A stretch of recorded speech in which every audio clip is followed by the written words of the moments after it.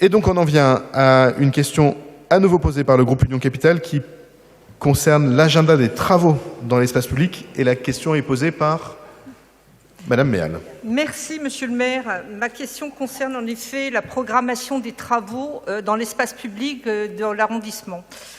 Vous le savez, les Jeux olympiques et paralympiques ont engendré des interruptions dans la planification de certaines et de la réalisation de travaux. Néanmoins, nous devons continuer à adapter notre ville aux enjeux de l'environnement, de mobilité, d'accessibilité pour garantir une meilleure qualité de vie pour les Parisiennes et les Parisiens et surtout un environnement, vous l'avez évoqué, favorable à l'activité économique locale.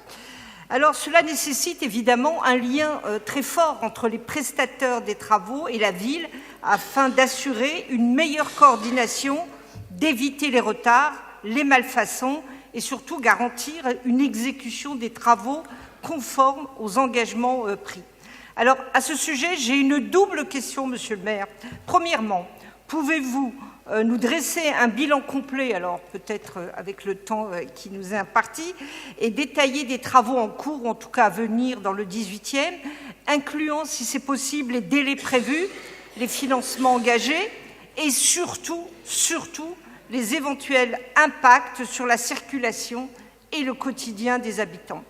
Et puis, deuxième question qui est sous bassement, pouvons-nous avoir une transmission claire et régulière de ces informations à l'ensemble d'ailleurs des habitants, mais aussi des commerçants, des associations, des acteurs économiques, par le biais d'ailleurs de supports qui peuvent être multiples. Je pense aux réunions publiques, bulletins municipaux, sites internet, etc. Voilà mes deux questions. Je vous remercie. Merci beaucoup. Et pour vous répondre, la parole est à Antoine Dupont. Je vous remercie, Monsieur le maire. Je vous remercie, Madame, pour cette question, parce que, en fait, dans votre question, vous soulignez à juste titre la nécessité de transformer l'espace public, qui est un enjeu majeur. Et je pense que depuis le début du mandat, et ça a d'ailleurs été souligné par Monsieur Ehlers, des travaux dans l'espace public sont nombreux et sont de qualité. Et je vous remercie d'avoir souligné les travaux de la en cours qui sont effectivement très beaux. Et d'autres du même ordre, voire plus ambitieux, vont évidemment voir le jour. Alors, pour essayer de vous faire une synthèse assez claire, on a plusieurs politiques publiques qu'on mène depuis le début, et notamment une démarche qu'on a initiée au début du mandat, à savoir embellir votre quartier, dont l'objectif est de concentrer dans un temps suffisamment court un ensemble de travaux de transformation de l'espace public. Le premier quartier qui a bénéficié de cette démarche est le quartier de la Goutte d'Or. Le quartier de la Goutte d'Or est quasiment fini, en tout cas sur les travaux qu'on avait engagés dans le cadre de cette démarche. Il reste néanmoins les travaux qui ont démarré, et ça a été évoqué un peu plus tôt, les travaux de la rue Mira, qui ont été attendus depuis très longtemps, et d'ailleurs dont le calendrier avait glissé pour des raisons qui ne sont pas du fait de la mairie d'arrondissement ni de la ville de Paris d'ailleurs. Nous avons les travaux de la rue Chartres-Charbonnières-Fleury, donc rue Mira, Chartres-Charbonnières-Fleury, ça sera fini avant l'été 2025, donc c'est en cours, ça a été lancé. On a également les travaux de la rue Léon qui vont arriver début 2025, et nous avons pour l'automne les travaux de la rue Stephenson et de la place Cheka Remiti qui vont également avoir lieu. Dans la démarche embellir votre quartier, nous avons un deuxième quartier, le quartier de Montmartre, dont certains travaux ont déjà démarré. La rue d'Orcel a été finie, qui est une rue aux écoles. On va démarrer la rue Le Pic, projet emblématique qui devrait démarrer début 2025, ainsi que les rues Charles-Naudier et Coustou, et la place Jean-Baptiste Clément, qui est d'ailleurs un projet qui est très soutenu par les habitants, et un projet d'ailleurs qui sera... Monsieur Granier, est-ce que s'il vous plaît, 2 minutes. Non mais 2 minutes, je me permets de finir mes propos. La place, parce qu'on est quand même sur un truc un peu long et fastidieux, donc pour que ça soit clair, il faudrait qu'on puisse... sur la place Jean-Baptiste Clément, donc le projet va également voir le lieu. D'ailleurs, c'est un projet qui est beaucoup plus ambitieux que ce que les habitants nous avaient demandé, parce qu'on a un potentiel de végétalisation qui est très élevé. On a également les rues Muller qui seront réalisées avant l'été 2025. Troisième quartier, embellir votre quartier, on en fait 3 dans le 18e, c'est Porte Montmartre, Porte Moscova, Porte Clignancourt, et donc là on va démarrer notamment des projets de rues aux écoles. Et on va avoir notamment un focus particulier sur la porte Montmartre. Et donc là, j'ai pas de calendrier. Ce dont je suis sûr, c'est que nous allons pouvoir travailler l'espace public. Le calendrier étant incertain, je ne veux pas m'engager sur celui-ci, mais en tout cas, je vous assure que nous ferons des transformations parce que, 1, c'est demandé, 2, c'est souhaité, et 3, nous avons la volonté d'avancer là-dessus. Deuxième politique publique, en dehors de ces démarches embellir votre quartier, nous avons les rues aux écoles. Donc nous avons d'ores et déjà piétonnisé une douzaine de rues dans le 18e. Nous allons accélérer d'ici la fin de mandat. Donc ça veut dire avant la fin de l'année, nous allons... donc il y a les travaux de la rue Vauvenargues qui ont démarré. Nous avons également la rue Hermel, juste à côté, dont les travaux se finissent. Nous avons également prévu les aménagements des rues Guadeloupe, Ferdinand Laborie et Francis de Croisset. Quatrième politique publique que nous portons, celle du plan vélo, donc plan de la mandature pour créer des infrastructures cyclables. Ouais, il y en a beaucoup, hein. On ne dirait pas comme ça, hein. On fait beaucoup de choses. Il y a le plan vélo, donc qui a pour objet la création de pistes cyclables. Je suis exhaustif. De pistes cyclables sécurisées.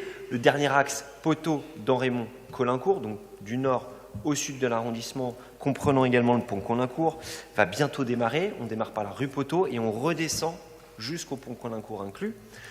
Donc nous devrions avoir finalisé l'ensemble des travaux à l'été 2025, avant la rentrée scolaire 2025, sachant que nous couplons le plan vélo avec de la végétalisation. Nous allons planter une trentaine d'arbres, que ce soit sur rue du Poteau, un peu plus bas, rue d'Henrémont, on va dire, et quasiment au croisement avec Joseph de Maistre. Nous avons également divers projets qui ne rentrent pas forcément dans ces grandes enveloppes de politique publique, qui sont des travaux classiques d'entretien de voirie. Et donc là, nous avons l'avenue de la Porte des Poissonniers, le pont Ordonneur, rue Jean-François Lépine, que nous allons démarrer également début 2025. De toute façon, la plupart des chantiers de transformation de l'espace public seront finalisés à l'été 2025. Concernant les emprises, nous avons bien conscience des problématiques que nous pouvons rencontrer sur les emprises, que ce soit mon collègue Frédéric Badina ou Kevin Havet, nous avons bien évidemment conscience de cette problématique. Nous rappelons d'ailleurs régulièrement aux concessionnaires qui sont quand même à l'origine, il faut le rappeler, et c'est important de le souligner, de la majorité des travaux dans l'espace public, travaux de gaz, d'électricité, c'est à peu près 85% des chantiers dans l'espace public, qui ne sont pas des chantiers villes en tant que tels. Nous leur rappelons très régulièrement la bonne tenue des chantiers. Nous avons d'ailleurs eu des mots assez forts envers un des prestataires de la ville, notamment pendant les travaux de la rue Chapelle-Max Dormois sur la tenue des emprises, qui n'était pas du tout tenue et qui était d'ailleurs, enfin on peut le dire, dégueulasse. Et donc nous avons fait le nécessaire pour que ce soit corrigé. Sur les garanties d'accès pendant les travaux, au maximum, les rues sont accessibles, que ce soit pour les riverains, les parkings. Il se peut parfois qu'il y ait des fermetures ponctuelles. Il y a des affichages qui sont faits dans les halls d'immeubles, le cas échéant. Notamment, il arrive qu'on doit fermer une entrée de parking pendant quelques heures parce que nous devons refaire la chaussée.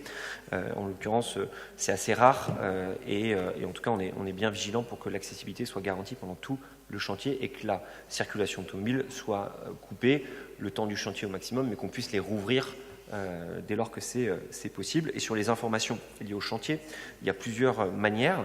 Nous utilisons les conseils de quartier d'une part. D'autre part, nous faisons systématiquement pour ces projets-là des réunions publiques. D'ailleurs, souvent, mes collègues Gilles Méned, Frédéric Badina ou Kevin Havet, qui sont avec moi-même exposés sur les sujets d'espace public, nous tenons régulièrement ce genre de réunions, souvent dans des établissements scolaires. On essaye aussi de faire varier, tant que faire se peut, les horaires pour qu'on ait aussi une population un peu différente, parce que le soir, on n'a pas forcément les mêmes gens qu'en journée.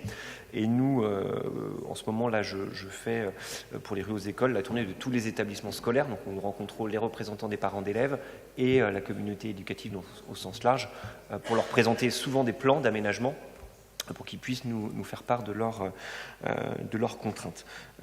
Et voilà, et après nous utilisons les canaux classiques, newsletters, réseaux sociaux, journaux municipaux.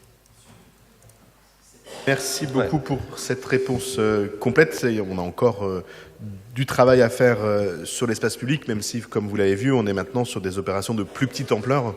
Non pas que l'amélioration de la qualité de vie pour les habitants soit de petite ampleur, mais la taille des travaux est de plus petite ampleur. Donc forcément, les conséquences seront moins importantes sur l'espace public. Mais on va continuer à faire ce que les habitants du 18e souhaitent, c'est-à-dire réduire la place de la voiture, augmenter la place des piétons, et le tout en tenant du mieux qu'on le peut ces chantiers. Merci beaucoup.